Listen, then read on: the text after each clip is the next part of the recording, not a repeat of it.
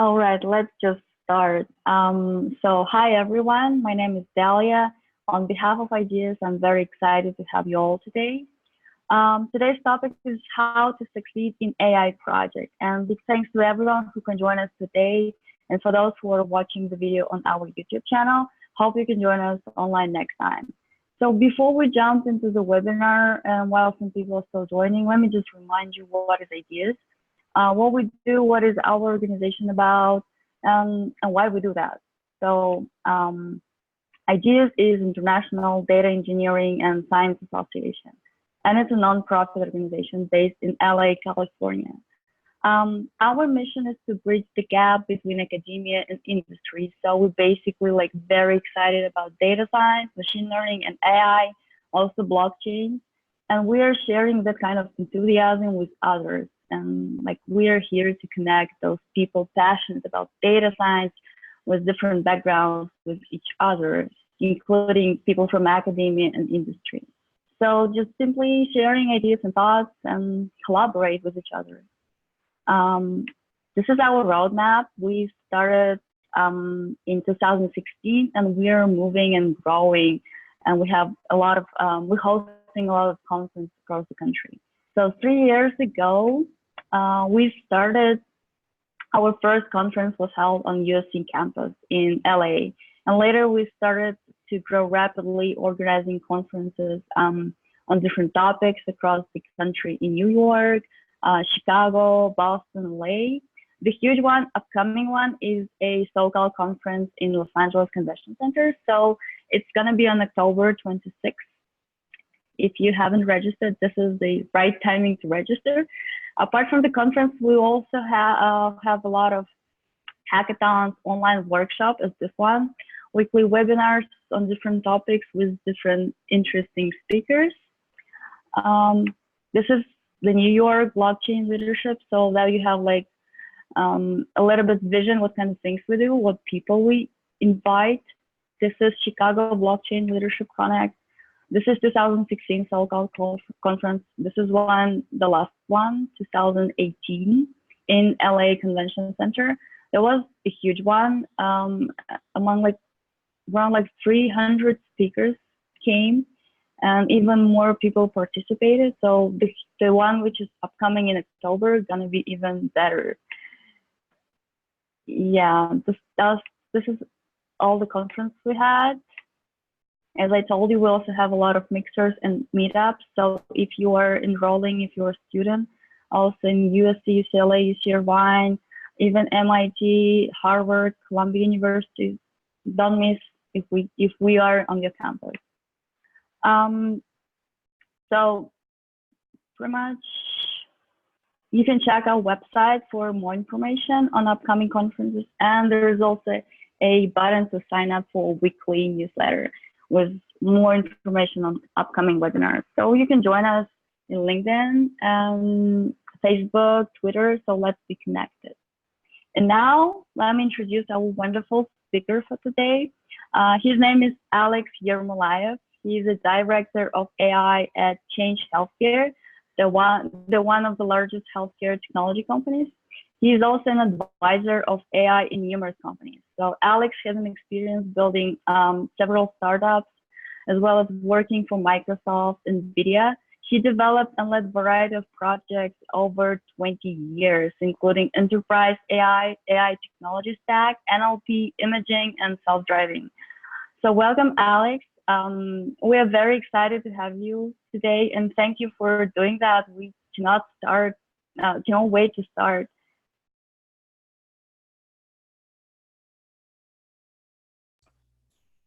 Alex? Thank you very much. I hope everybody can hear me. I'm excited to be here. Well, since already been introduced, I'm going to start right with my content.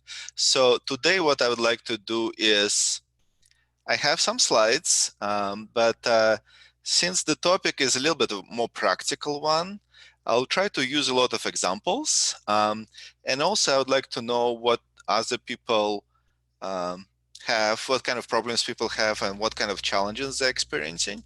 So maybe we can have this make the session a little bit more interactive, so people can ask specific problems that they have, so we can try to address them, or at least share some ideas how those problems can be addressed.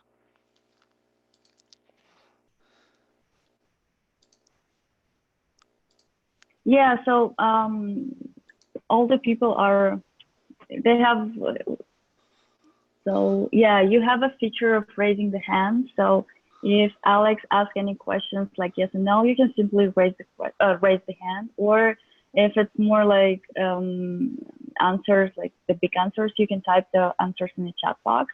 Or if you would like to elaborate or explain yourself more open, I can even allow you to talk. I can put you as a panelist and you can be live.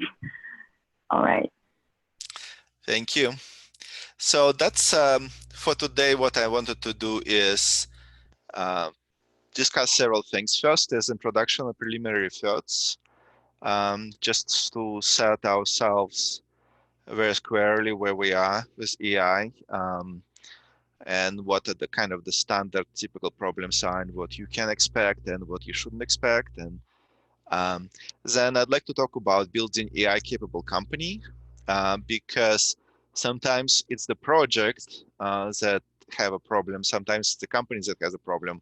And this is kind of, I don't know, it's a chicken and the egg or something, but there are some cases where the company capabilities are limiting your ability to succeed. In other cases, it's a specific project that is not moving forward for a specific reason. And finally, since I'm in healthcare right now, I have a lot of experience with different healthcare projects. So I have quite a few different areas to discuss and show, and hopefully it will be interesting for people, because there is a lot of work is getting done in healthcare. A lot of things are happening. The success rate varies, but we can do much better as we continue to improve and continue to develop this capability. So in terms of introduction, the first thing I'd like to mention is AI is the next industrial revolution. And if you think about the industrial revolution over the last 250 years, it's actually not random, right? It's very specific set of technologies which were developed over significant periods of time until we move to the next one. And each, it's called long waves or quadratic waves. Each wave is about 55 years. And those waves are actually very informative for what we're going to discuss today, because each wave is very distinct. It always started with specific technical innovation, very specific, very distinct, followed by mass production of this innovation, and finally the restructuring of society around that innovation. So for the last couple of stages, the core innovation was internal combustion engine and semiconductor circuit. That's the core innovation. Then it follows by the broad production of cars and broad production of computers. And then following of the restructuring of society around that innovation. So in case of cars, the restructuring of society means building suburbs and shopping malls. In case of information revolution, it was restructuring around the internet with telecommuting, as well as the internet shopping malls like Amazon, etc., etc. So as we enter in the next wave with AI, biotech, or nanotech,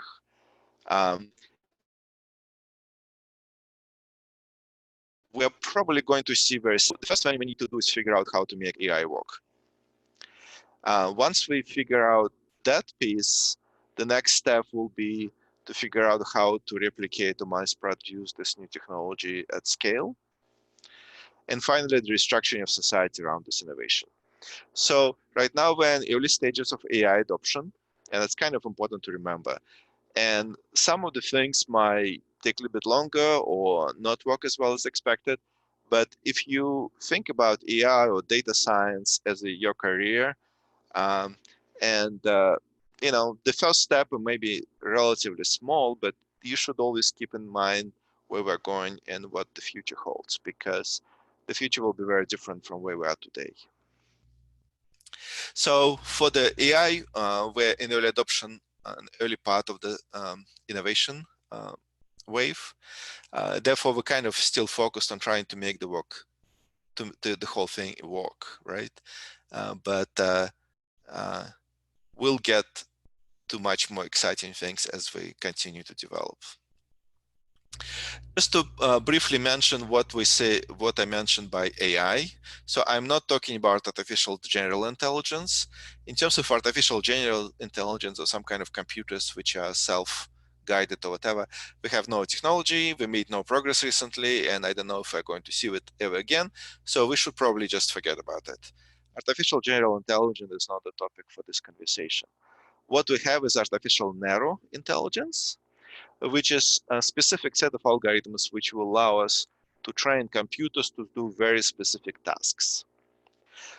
In this particular case, this example is from self-driving cars, and we can train AI algorithms to recognize pedestrians, another algorithm to recognize cars, third algorithm to recognize trees, and etc.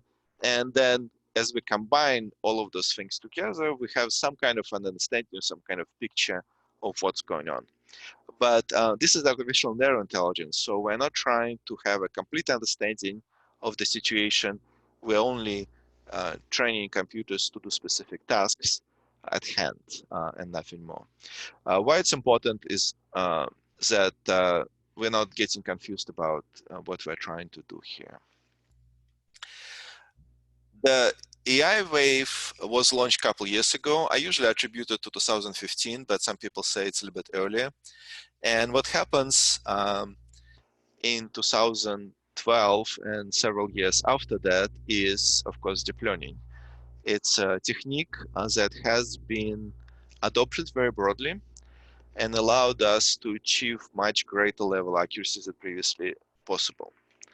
So it started with Alex Krizhevsky in his dorm room at the University of Toronto, as he used several GPUs to make the neural network better. He started seeing very good results, and that's kind of launched the AI revolution. And of course, and within a couple of years, this set of algorithms was able to exceed human level of accuracy.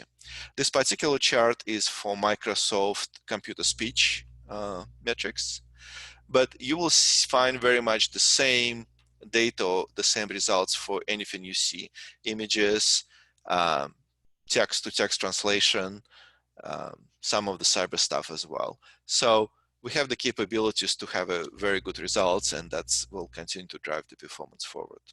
However, AI itself is not very new, right? The AI as a core concept has been existed for many years.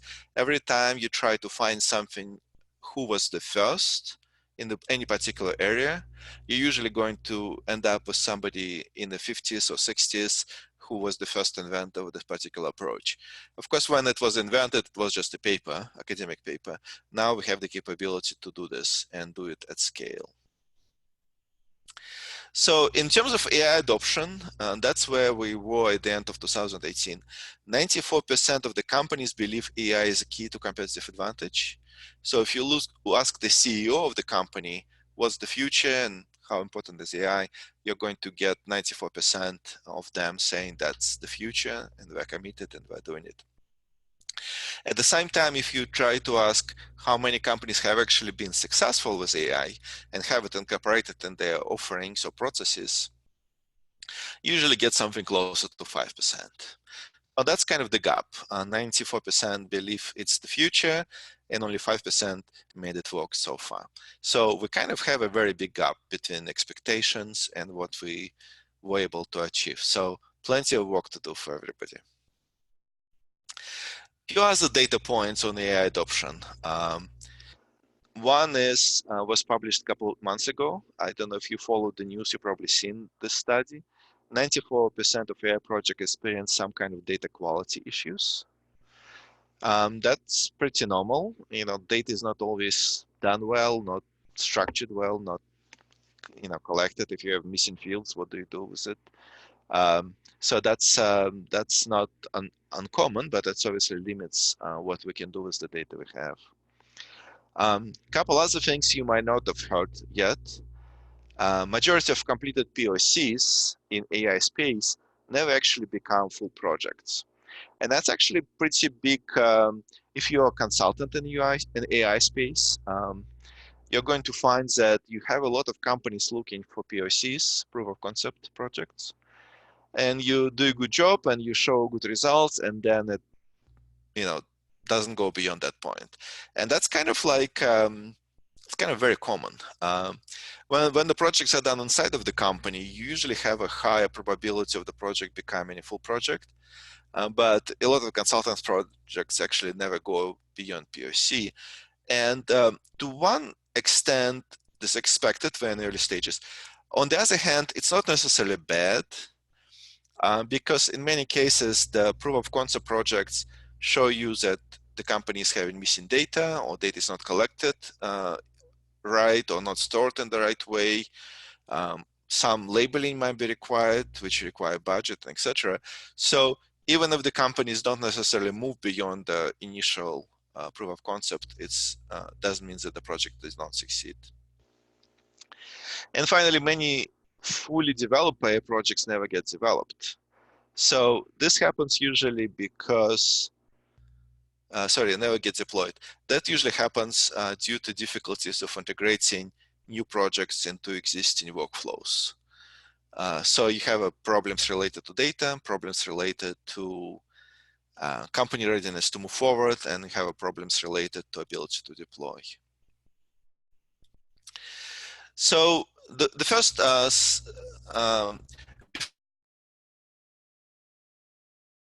for kind of how well the chart capability is working and how much you want to participate.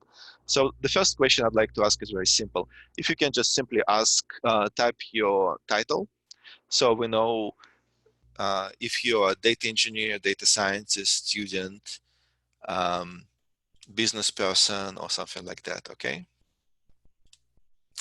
So what's required for building AI capable company? For this one, I just would like to send you to the Andrew Ng documents that he did, and I have it in my Google right now. It's just a very basic document which kind of goes over the basic stuff on how to build AI capable companies. There are a few things here that are kind of useful. And that's particularly useful when you work with your manager who might not be technical, might not understand the concept, but you send him a piece of a paper from a well-respected person. Maybe they'll pay close attention to it. Execute pilot projects to gain momentum. You can do it internally. You can do it with the help of the consulting companies. The second step is build in-house AI team. So there are different ways to build AI teams. Some people build AI teams in different business units. Some people build a central AI team. Some people use consultants to do AI work. So the best practice is to build central AI team for the whole company. This team will be reporting to chief AI officer, or chief data officer, or chief information officer, or chief technical officer, whatever your organizational structure is. So the central AI team, which serves multiple business units, is the best approach available. The third step, within each company, you need to provide broad AI training. Because if you work inside a company and people don't know what it is, first of all, it's difficult to get them to buy into your ideas. Your software department will not allow you to run your huge workloads to run your optimizations, calculate training jobs, because they just look a little bit ridiculous. And your salespeople would know how to sell the products and the models you build. So you kind of have to invest into educating the whole company about it in order to succeed. At our company, we actually made an investment in this already, and we built a couple of classes for our employees, for everybody. And so the entire workforce of the company is getting enrolled automatically. and it's right here in the middle of the company university page. Um, and in our case, we had to decide what to teach people and what not to teach. And we decided we need to teach people three things: the basic AI concepts, supervised and unsupervised, deploying machine learning, those type of things. Then we wanted to teach people when to use AI, because uh, we obviously want to kind of provide people a little bit of guidance where it's applicable and how it works. And finally, since we're in healthcare, we specifically spent some time talking about AI in healthcare. So that's what we did. But each company is a little bit different. But generally, investing or being helping the company understand the problem and the technology available is very important to the success of your projects. You need to develop AI strategy, which is usually involved in trying to figure out where AI is the most valuable for your corporation. Because each company has specific assets. Sometimes it's data, sometimes it's labor, sometimes it's customers. And you have to do pretty much a standard strategy exercise where you map the company capabilities and strengths and weaknesses and whatever to what AI can or cannot help with. And that's also very important because for some companies, AI is critical, for some it's support function. How to apply it is often non-obvious. So that's a worth exercise to make. And finally, internal-external communication, very, very critical. So this is in terms of the AI project. In our case, we actually went through a journey, and the journey is always something like crawl, walk faster. So when you start with AI projects within a particular entity or company, you usually start with just a couple guys in one part of the company, another part, a couple guys somewhere else, and there is a lot of problems. Like if you're AI, engineer or a data scientist, and you're part of the organization which doesn't necessarily understand how it works, they might say, okay, we hired you, so where's my results? And you ask, okay, I never have the data, I didn't have the tools, I don't have the infrastructure, I don't have the complete team to actually do stuff. So it's usually not very effective. So at some point you go from, you can still do experiments, you can do pilots. So for that, the crawl function, crawl is good. But then very quickly you're going to figure out that it doesn't really work efficiently if you have just a couple of guys on their own. So what you need is some kind of commitment from corporation, usually CEO with the board. You need unified team, central unified team. You have a pipeline of projects. And that's kind of how you start being effective with AI. And then as you build the team, you start adding more complete AI engineering platform and capabilities, rapid experimentation, one-click training, one-click deployment. All those things will allow you to actually succeed with AI because you kind of need to have many of those components in order for it to work. If you don't experiment, you will never improve, right?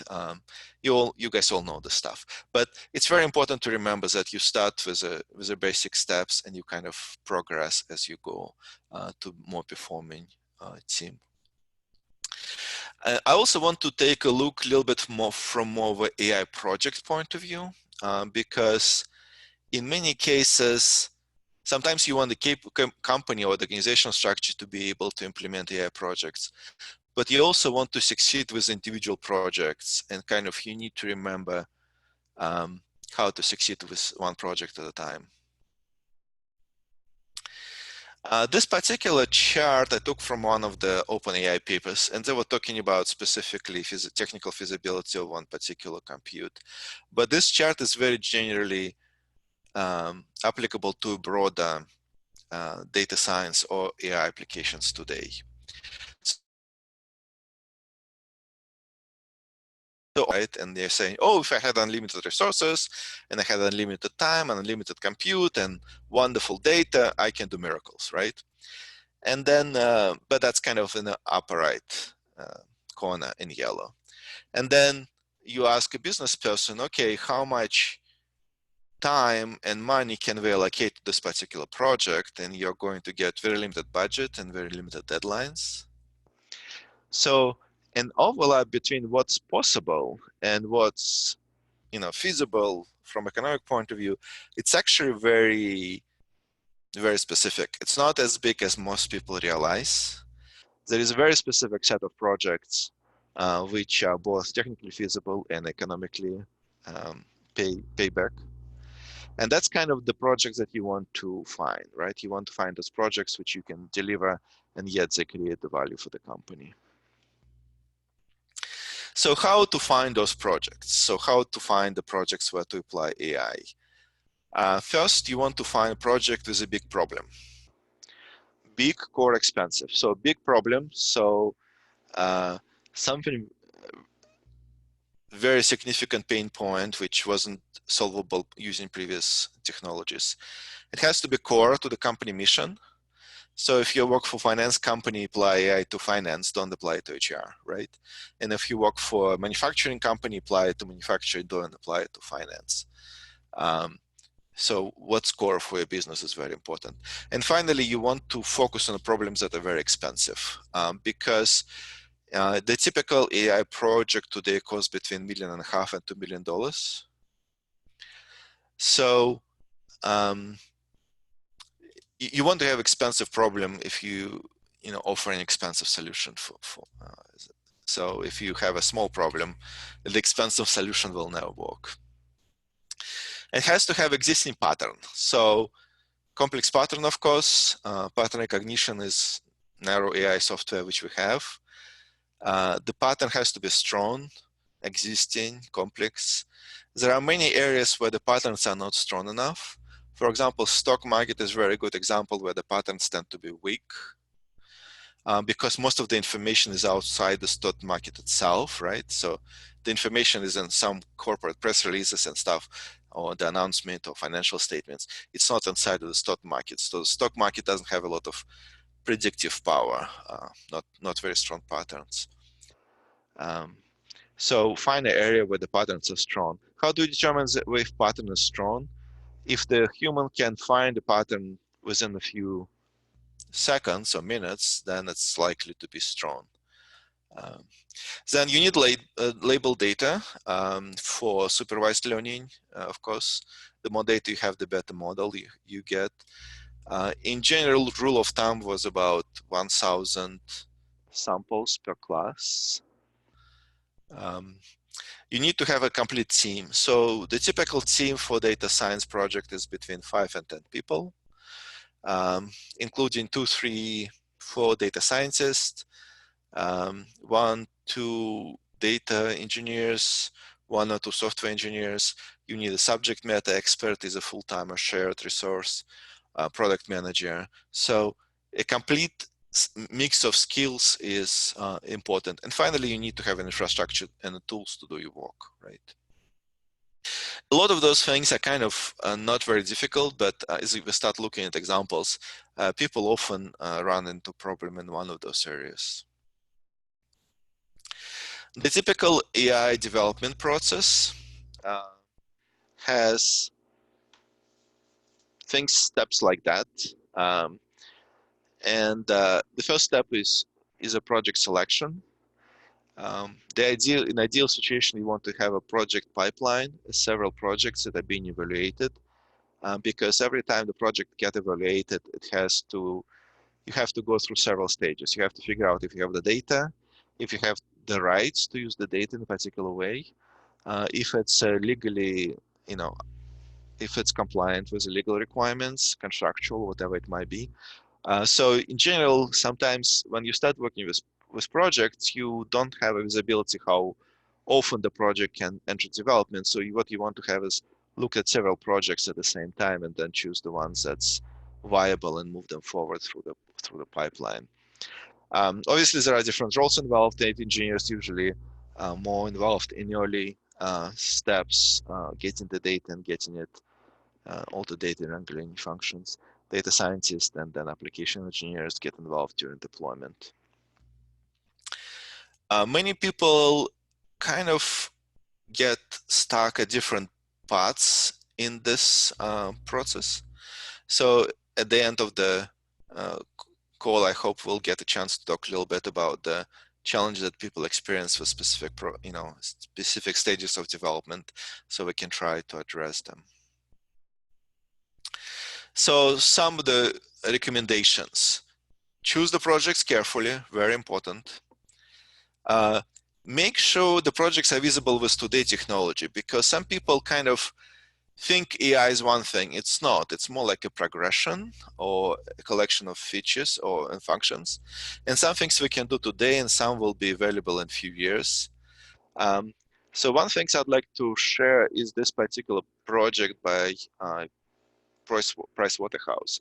And what they did is they tried to evaluate the potential of AI in the economy. And the report is pretty typical report the consulting companies do. The interesting part of it is they took an effort to try to figure out what's possible today, near term, what's possible in the medium term, and what's possible in the longer term. So they make an effort to try to differentiate between near term, mid term, and long term. And when you start working with AI projects, you kind of have to think about it the same way. What can I do today? What can I do in a couple of years? What can I do in 5 years? Because the answers will be quite different between those time frames. So feasibility with today's technology, I already mentioned data availability rights and legal reviews. You need to have team, tools, and infrastructure in place. Number 5 is actually very interesting, committed customer. So if you're a data science or running a kind of AI project of some sort, you always have a customer. Is explicit or implicit, but there is somebody who is interested in your results. And sometimes people kind of don't, sometimes people start a project without getting a complete commitment from your customer. And then people, and then it's like maybe the requirements changed, then maybe they wanted something else, or maybe they don't really projects. You get a lot of problems by not having a clear commitment. The ideal case is your customer should have the same commitment as you have. And if you have a commitment to deliver something in your performance review, your customer should have the same commitment in his performance review. So if you deliver the projects on time, your customer will put it into production in time as well. So it's a mutual commitment on both sides. Clear deliverables. So you actually have to kind of spell out what you're delivering. We're delivering that type of model which will detect or predict, specific thing, and we will target certain type of accuracy or certain response time or certain metrics around it. There is a lot of, obviously we're in early stages of AI adoption, so a lot of projects don't have clear deliverables, but then you obviously get into problems because you might think you have something delivered and your customers say, that's not what I expected and not what I want. Anyway, it's very important to have a clarity what you're trying to accomplish. For the last few years, I've been in the healthcare space, and we can, if we have time, we can go through some of the projects in healthcare industry. The company I work with is Change Healthcare. It's one of the largest healthcare technology company, which manage a lot of the communication between payers, providers, hospitals, physicians, and etc. Every time we manage 60% of medical claims in the United States. So if you get sick and the hospital sends your medical chart or medical claim to insurance company, it will probably go through us. We manage about 20% of medical imaging, 1 in 5, a US patient record. So we're the company which has the largest amount of healthcare data. And for this type of data, there is a set of scenarios we have experience developing using AI. One of it is claims, medical claims. A lot of it is traditional machine learning technique. Medical text understanding. It gets a little bit quite a bit complicated with NLP in trying to train machine to understand the text that we ourselves cannot read at all, right? A very challenging set of requirements. Workflow prioritization optimization, very typical workload for AI. A lot of people are working in that area across different companies, very much industry independent. And finally, patient member engagement. That's almost like a marketing type AI. So a lot of work can be done there. But a lot of it is very similar to what you can do in other industries outside healthcare. Within healthcare, we generally have both opportunities and challenges. The opportunities are, it's the largest industry in the United States now by both revenue and by headcount. It also grows the fastest. It's number 2 in research and development budget after technology industry, but it's going to be number 1 soon. And has number 1 in terms of number of AI opportunity and AI startups. But also it has challenges. In healthcare, you don't have like one thing that does it all. You usually have a set of things. Like we don't have a web ads, which are shown to everybody. Every time you have an algorithm, you generally need to expect. So in many cases, it's not one model that you're training. You're training as a group of models with similar characteristic because instead of one thing, you're trying to address a group of problems. The data is all private, HIPAA compliant, regulated, secure, all those kind of things. And placing the applications into actual workflow in healthcare is extremely difficult because even if you develop something wonderful, it doesn't mean that hospitals are actually going to embrace it immediately. Because if you have AI model and you put it in, and you decide to put it in production, the question is not so much how to put it in production. The question is what does it mean, right? If you have a model that develops a disease or something like that, who is getting notified, how the process change, who is going to do what based on your model in order to make changes and and respond to the prediction. So a lot of the challenges in workflow and deployment related to the fact that it's a very much a human type industry, human run business, and you need human, the nurse, doctor, somebody else to respond to your prediction or detection in order to change the flow of the service that provided to your patient. And finally, the trust in this industry is very important. So in order to get anybody to use anything in healthcare industry, you have to win their trust. The latest study shows that somewhere between 1 in 5 and 1 in 3 patients trust AI algorithms to make decisions related to their healthcare. Depends on what kind of AI algorithm it is. In some cases it's 20%, in some cases 25%, in other cases it's 33%, but something in that range between 20 and 53% trust AI applied to healthcare. The other consumers I still need to be educated about the space. And my final slide is kind of significant slide, but it looks at the different use cases of AI in healthcare. And I'll probably leave it for later because it's kind of a big slide.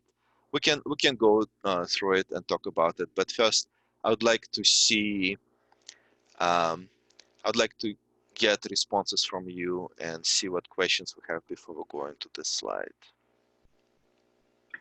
All right, so right now we have a software engineer among us, also principal consultant, founder, project lead data scientist, also a strategic solutions architect and technical advisor. We also have a business people, head of 42 robotics schools, chief operating officer and chief analytics officer for Reef Point Group. We also have a corporate innovation lab CEO and and also founding principal of Tech Professional Services.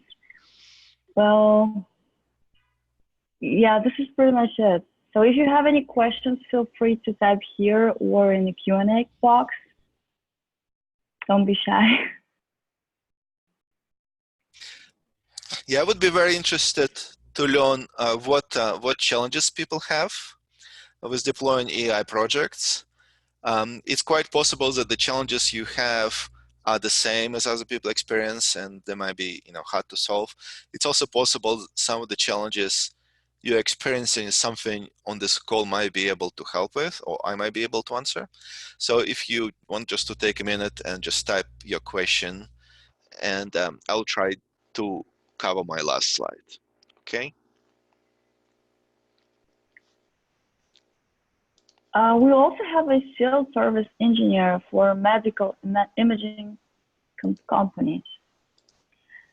Yeah. Sounds good. So my last slide for the presentation. Yeah, my last slide for the presentation today. So healthcare is such a big industry and such diverse that we have a pretty broad set of projects. And different type of projects actually have a very different failure points or different challenges. The first group of project is medical intelligence or diagnostics. So early diagnosis is one of the most common things. For example, many different medical conditions can be predicted. So for the conditions with a rapid onset, like sepsis, sepsis is when the infection enters your body and your body produces tons of chemicals to kill the infection, and those chemicals kill you, right? 1.25 million people affected, 250,000 people die every year in the United States from sepsis. Since this is disease with rapid onset, the AI was able to demonstrate improvements in several hours. Some people demonstrated 6-hour advance detection compared to previous methods. Other people, 8 hours, between 6 and 8 in general. Every hour gives you 7% survival rate. Extra 7% of survival rate every hour.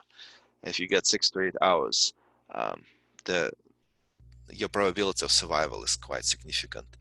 For conditions with long onset, like Alzheimer, you can often predict the onset of Alzheimer about 6 years in advance. For breast cancer, the latest paper from MIT, I think it was MIT, I forgot, sorry if I'm mistaken. For breast cancer, that you can detect it also like 5 years ahead of your ability to detect with other methods. So the question in this particular case is actually very interesting. If we were able to detect things much earlier than before using AI, then we need a way to respond to those things, potentially using new treatment methods, or because we're not actually used to treating people at such an early, stages of Alzheimer's onset or stuff like that. So early diagnosis, a lot of challenges is, okay, if we can detect it, what do we do next, right? Who is going to respond to what, how to make it work within the healthcare system we have? Health monitoring is a lot of the medical devices type situation. Is a medical device in the hospital or your Fitbit. Similar challenges. Who is responding? How is it going to get done? Medical imaging. Medical imaging is a very interesting field because it's got massive amount of attention in the press, and many people think that AI will solve medical imaging problems, and it is. But what happens sometimes if you build one AI algorithm to detect, I don't know, bone density or whatever, it's usually not enough. There are some technical reasons AI can only see certain things but not other things until you train it to see other things. And also like the patient trust in AI versus the human doctor. But in medical imaging, AI has proven to be more accurate than doctors for detecting very specific thing, but the adoption is still slow because what we need is to restructure the healthcare system around that, where AI does its part and doctors do other part, and together they provide the best care possible. Many other scenarios in healthcare personalization, like genomics, personalized treatment plans, especially for like cancer patients and stuff. Clinical trials, where just matching the right patient to the right trial is already a huge problem and like big failure in the United States healthcare system. And finally, we have a set of scenarios related to optimizing the United States healthcare system. Smart electronic health records, which require understanding text. The whole transactional part of it. We have a massive hundreds of billions of dollars lost on just billing errors alone.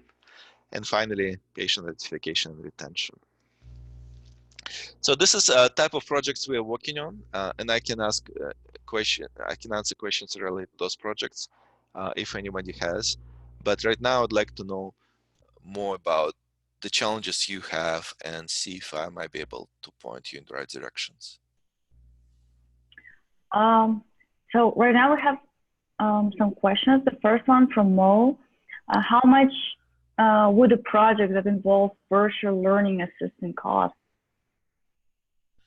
Virtual learning assistant? Yeah. So obviously it all depends, right? So the typical enterprise project costs between 1.5 to 2 million in the United States today.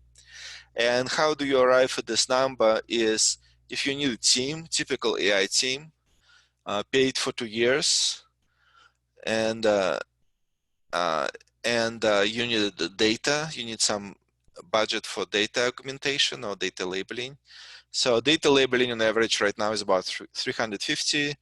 The total budget for a 2-year team comes out about 1.5 million to 2 million. So that's a typical AI project.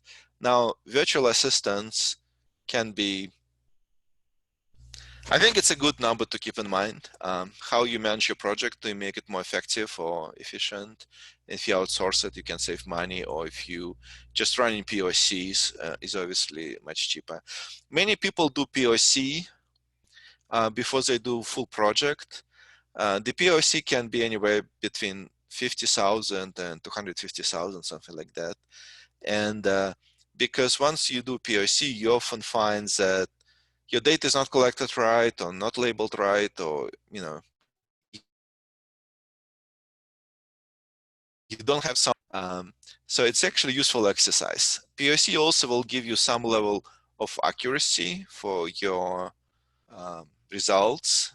So the level of accuracy you're going to get from POC is obviously going to be low, but that's kind of gives you like a very bottom line starting point. Because if you're starting with 10%, you know that you're not going to get, to 80 ever, right? So it's kind of like, even if its number is not close to the real product, it kind of gives you direction which neighborhood you might end up with. I hope I helped to answer some of the questions. Thank you, Alex. I hope your question is answered. We also have a challenge from Todd. He says, it is hard to deploy medical image classification algorithms for clinicians to use currently. Yes, absolutely. So in my personal life, I know a lot of doctors. In my business life, I know a lot of engineers, a lot of startup founders. And sometimes I learn something from my startup founders and go to my doctor friends and say, have you heard about, and they tell me no before I actually finish my sentence. Doctors are overworked. Let me give you an example, right? So like doctors work shift.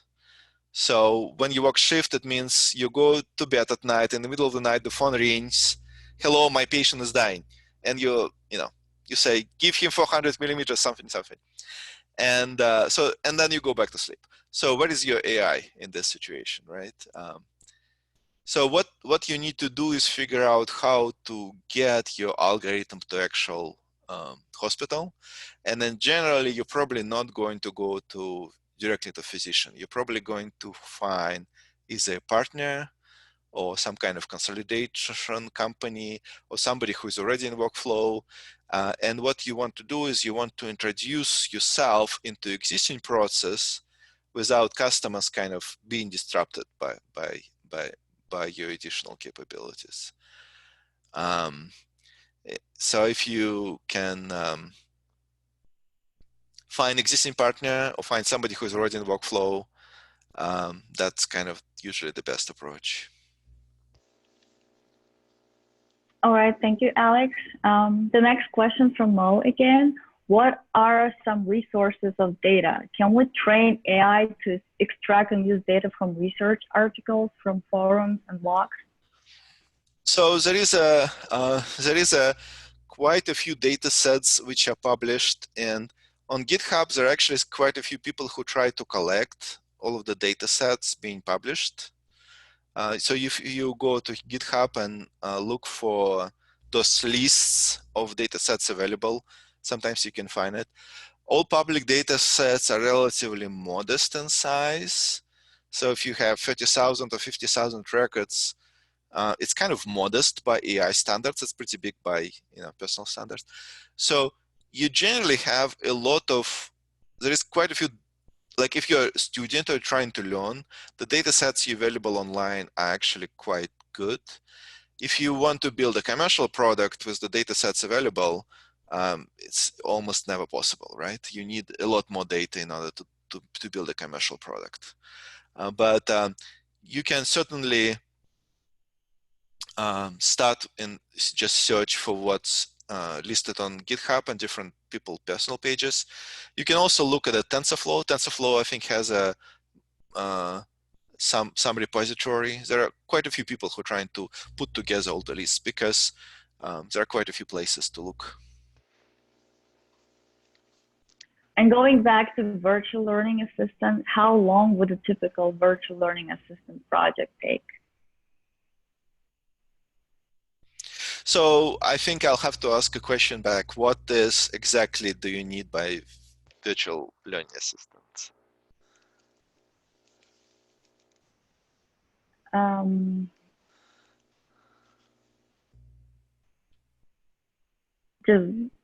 Just giving some time for Mo to answer.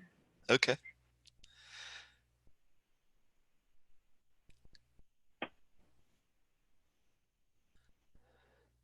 Mo, would you like to go live?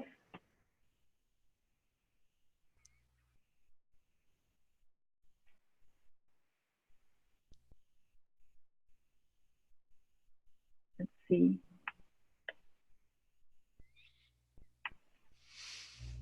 Mo, you can speak right now.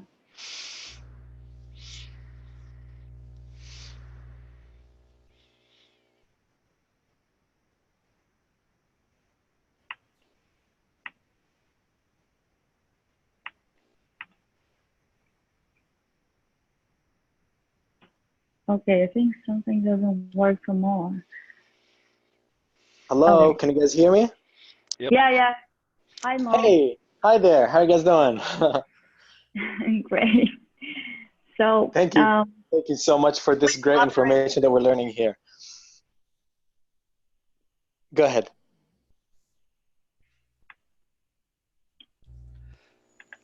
Hello. Hello, Mo. Yeah, we can hear you. Yes, so good. You can Perfect. ask any questions you have right now. Awesome. Yes, please. So I am working on a project that involves the VLA, the Virtual Learning Assistant, which is simply an AI-powered tutor, right? So we are trying to equip students with an online tutor that's fully powered by AI.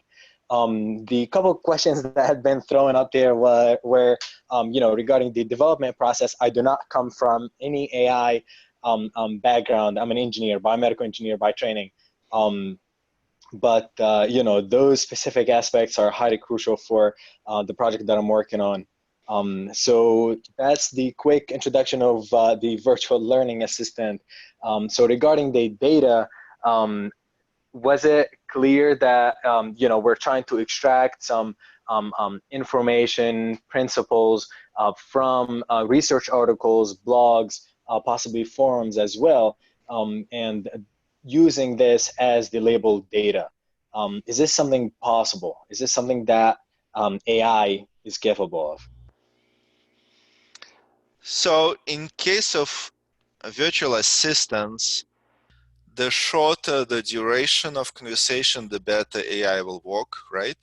So like, in many cases in AI there is kind of like, depends how high you need to go.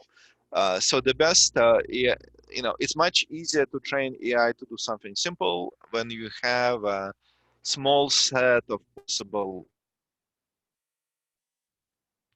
um, answers. Like one of the earliest AI projects developed for virtual assistants was parking tickets, because there are only like limited number of different things you can ask. If you make AI assistant completely open, like answer every question in the world, kind of becomes very, very hard. So the question is, how long does your conversation need to last? And that's a question for you. I don't necessarily know the answer. And so if it's a tutor which ask predictive set of questions, it's kind of more easier to develop. If you want the AI virtual assistant to like have a complete fluidity like a human have, we're not at that point yet. So I think the best practice with all kinds of virtual assistants is make sure you keep your customer within the virtual assistant as long as necessary before the customer is going to get upset that it's not human and stop talking to you, right? So it usually takes some period of time before this conversation stop being productive for your customer. But it's not unlimited, right? You cannot have your customer talking to your assistant forever. It's just not going to work. So you have to figure out how long you can keep him in this conversation before you either give him a link or switch him to conversation with a human or something like that. Thank you. Thank you. That was great. I appreciate it. I don't want to take much of the rest of the people's time. That was absolutely amazing. But if you could elaborate more on the POC concept, I think that would be the last question of the day that I have. If you can just elaborate more on that, that would be great, please. So POCs, proof of concept. Oh, proof of concept. Yeah. Okay. Got it. Okay. It just sounded much more complex to me. Okay, perfect. Thank you so much. Okay. All right. Thank you, Mel. I'm going to disable you talking. All right. The next question is, how do you feel about latest development in reinforcement learning? Do you think it has potential to apply in healthcare diagnosis problems? Yes. So there are some healthcare problems which are very suitable for reinforcement learning. Personalized treatment plans are perfect, right? So if you look at healthcare, you find all kinds of problems with all kinds of solutions. Personalized treatment plans are optimal for reinforcement learning because you have multiple, and people are already trying to do it, right? Usually for severe conditions like cancer treatments, because you don't want to give people too many radiology treatments or too many chemotherapy treatments. You don't want to give them more than they need, right? So for personalized treatment plans, reinforcement learning absolutely the right approach. And people are already doing it. So you can, if you want to, you can find some papers online about that. All right, thank you, Alex. Thank you, Dan, for your question. The next question from Funky Jew. One of the difficulties for the AI practitioners of university researchers, like PhD candidates, is that they have a limited domain knowledge in the healthcare side, such as pathology, fMRI, imaging understanding. So do you have any suggestions for bridging the gap between those two sides? some cases related to things like data sets, labeling, interpretation of the result would be helpful. Thank you. Yeah.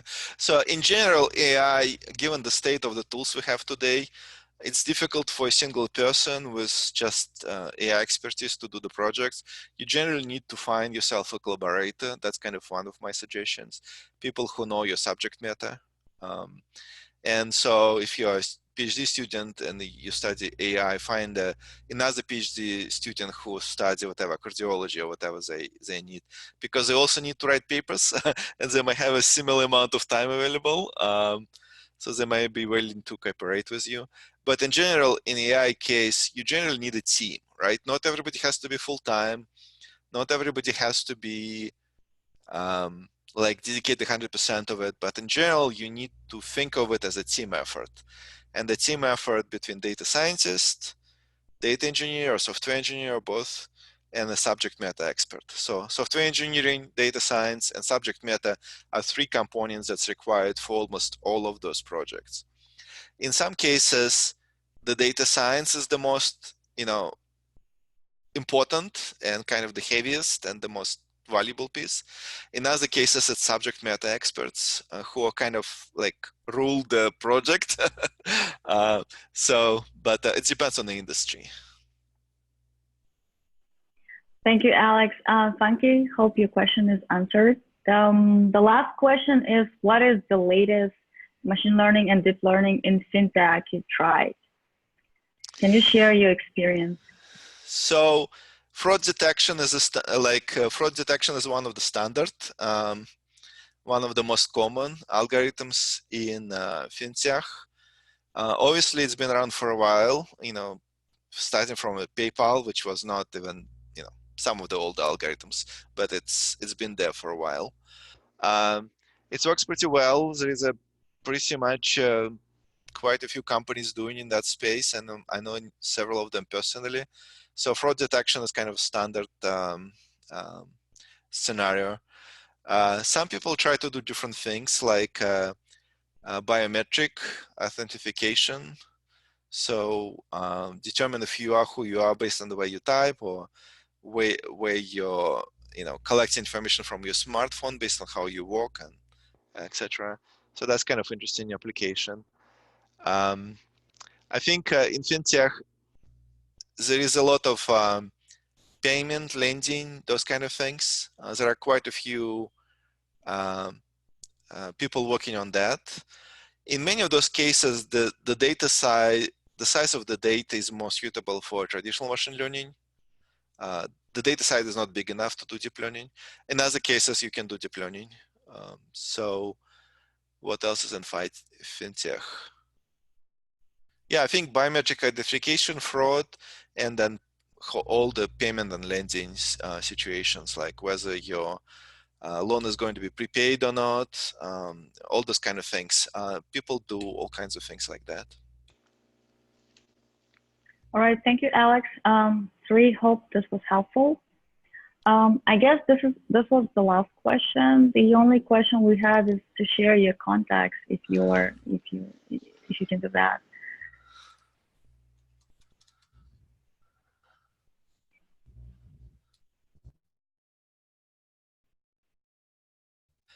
So this is my personal email, and if you want to find me on LinkedIn, please do so. Thank you so much. So we are pretty much running out of time. So if you have anything to add, feel free to.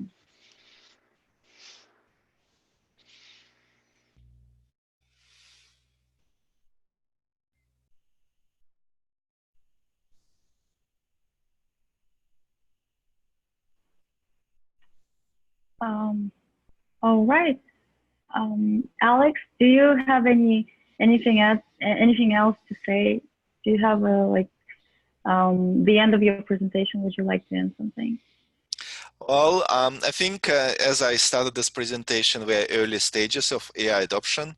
We have a long journey to go. AI is the main driver for the productivity for the next, 20, 30, 50 years. So I hope everybody will continue to invest in it and learn it and become better. And I wish everybody the best of success. Yeah, thank you so much. Thank you, Alex, for today's wonderful lecture. Thank you, everyone, for joining us online, and hope you can join us next time. Also, Alex, we really appreciate your effort today, and thank you from behalf of the ideas. We really appreciate your effort and your collaboration with us. So, everyone, see you next time. And Alex, thank you again. Thank you. We have a small polling, a small survey that's for us to improve. So if you have time, I'm gonna launch a poll. Yes, it will be helpful for us if you spend like 2 minutes for just a couple of questions. Thank you.